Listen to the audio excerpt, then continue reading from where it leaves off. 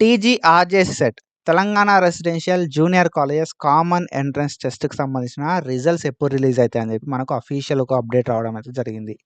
మనం ఈ వీడియో లోపల డీటెయిల్‌గా రిజల్ట్స్ ఎప్పుడు రిలీజ్ అయితాయని చెప్పి మాట్లాడుకుందాం.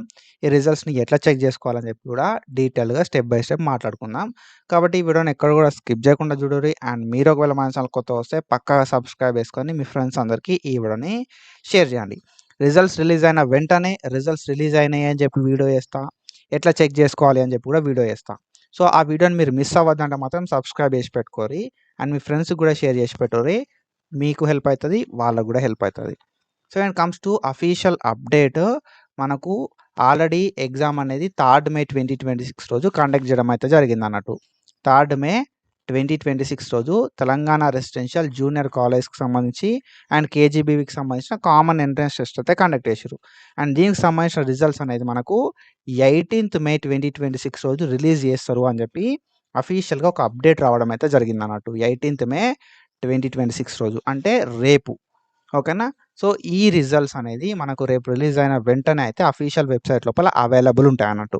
సో, అవైలబుల్ ఉంటాయి కాబట్టి మనం ఇక్కడ నుండి డౌన్‌లోడ్ చేసుకోవచ్చు. మన mobile number, application ID, date of birth తోటి మనమైతే ఈ రిజల్ట్స్‌ని అయితే చెక్ చేసుకోవడానికి ఛాన్స్ అయితే ఉంటది.